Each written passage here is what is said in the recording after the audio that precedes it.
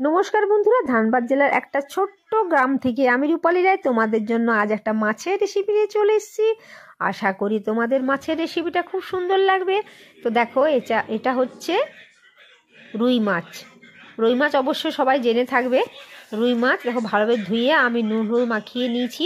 এরপর আমি কড়াই তেল চাপানোর পর তেলটা ভালোভাবে গরম হবে, তারপরে কিন্তু মাছগুলো ছাড়বে। তাহলে কি হবে বলো তো, মাছগুলো কড়াইয়ের মধ্যে লেগে যাবে। তো দেখো মাছগুলো আমি ভালো করে লাল লাল করে ভেজে একটা প্লেটের মধ্যে তুলে নিয়েছি। এরপর আমি ইন্ডাকশানে কড়াই চাপিয়ে দিয়েছি। কড়াই গরম হওয়ার পর তেল দিয়ে সামান্য 5 ফোড়ন আর কাঁচা লঙ্কা ফোড়ন দিয়ে পেঁয়াজগুলো ঢেলে দিলাম।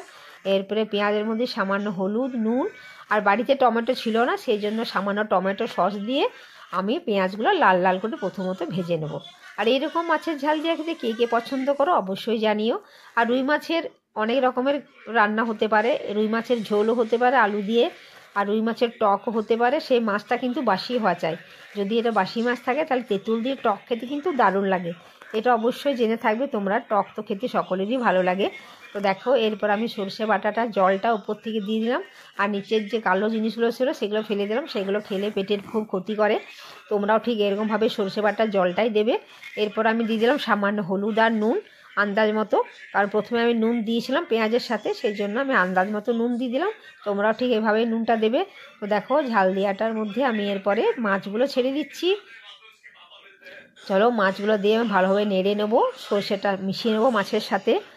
আর এইরকম ঝাল দিয়ে খেতে কে কে পছন্দ করো অবশ্যই কমেন্টসে জানিও। দেখো মাছগুলো ভালোভাবে মিলিয়ে নিয়েছি। এরপরে যেটা দেবো সেটা হচ্ছে একটু আচার। এই আচারটাও তোমরা দেবে, তাহলে দেবে মাছের ঝাল দেওয়ার গন্ধটা খুব সুন্দর আসে। সে যে কোনো আচারই হোক, কারণ সেটা ঝাল আচার হওয়া চাই। এটা হচ্ছে লঙ্কার আচার, দেখতেই পাচ্ছ বড় যে লঙ্কাগুলো থাকে তার আচার। এর মধ্যে আমি সামান্য দেখো লঙ্কার আচার দিয়ে আরও ভালোভাবে আচারটাকে মিলিয়ে নেব।